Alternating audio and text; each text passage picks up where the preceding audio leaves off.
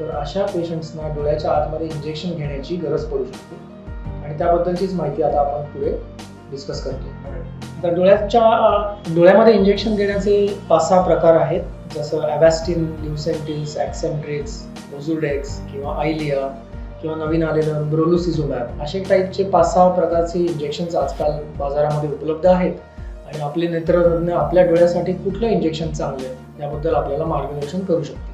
आता डोळ्यामध्ये इंजेक्शन घ्यायचं म्हणजे भीती वाटणं स्वाभाविक आहे, पण डोळ्याचं इंजेक्शन त्यातल्या त्यात अजिबात दुखत नाही. त्याचं कारण असं की डोळ्याला आपल्याला गूल देण्याचे ड्रॉप्स असतात. ते गूल देण्याचे ड्रॉप्स डोळ्यात टाकून ऑपरेशन थिएटरमध्ये मायक्रोस्कोपच्या मदतीने हे इंजेक्शन दिलं जातं आणि या इंजेक्शनमध्ये त्यातल्या त्यात दुखणं अतिशय कमी असतं. हे इंजेक्शन घेतल्यामुळे आहे ती दृष्टी स्थिर राहण्याला मदत मिळते. त्याचबरोबर काही पेशंट्समध्ये दृष्टी थोड्याफार प्रमाणात सुधारू शकते.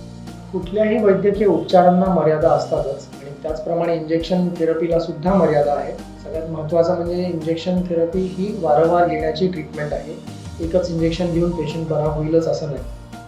त्याचबरोबर फॉलोअपच्या अपॉइंटमेंट्स जेव्हा तुम्हाला परत तपासणीसाठी बोलवलेलं असतं त्या आपण न चुकता पाळल्या पाहिजेत. त्याचबरोबर डोळ्याचे ज्या पडद्याच्या टेस्ट्स असतात, जसं रेटिनाचा स्कॅन असतो किंवा अँजिओग्राफी असते, या तपासण्यासुद्धा कधी कधी काही पेशंट्समध्ये वारंवार कराव्या लागू शकतात आणि त्यासाठी आपली अपॉइंटमेंट आपण न चुकता पाळणं हे तेवढंच इम्पॉर्टंट आहे. इंजेक्शन प्रक्रियेमध्ये काही कॉम्प्लिकेशन्स आहेत का हा प्रश्न असणं स्वाभाविक आहे आणि तो इंजेक्शनमुळे सुद्धा काही कॉम्प्लिकेशन्स होऊ शकतात. काही लोकांचा डोळा लाल होतो किंवा काही लोकांना डोळ्यासमोर काळे काळे डाग दिसू शकतात. काही लोकांची इंजेक्शन घेऊन सुद्धा दृष्टी सुधारत नाही किंवा खराब होत जाते दिवसेंदिवस, किंवा काही लोकांना इन्फेक्शन किंवा रक्तस्राव डोळ्याच्या आतमध्ये होणे किंवा डोळ्याचा पडदा सरकणे अशा कॉम्प्लिकेशन्समुळे दृष्टीवरती गंभीर परिणाम होऊ शकतो. सध्या विज्ञानाच्या प्रगतीमुळे आणि नेत्रतज्ञ सुद्धा याच्यामध्ये जे ट्रेनिंग घेतात त्याच्या झालेले बदल हे लक्षात घेता या प्रकारच्या कॉम्प्लिकेशन्सचं प्रमाण खूप कमी झालं आहे.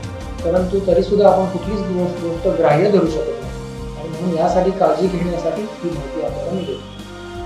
ही माहिती ऑफकोर्स थोडी बेसिक आहे आणि तुम्हाला अजून पण काही प्रश्न असतीलच, तर जरूर माझ्याशी पुन्हा एकदा आपण संपर्क साधू शकता किंवा आपल्या नेत्रतज्ञांशी आपण याविषयी बोलू शकता. धन्यवाद.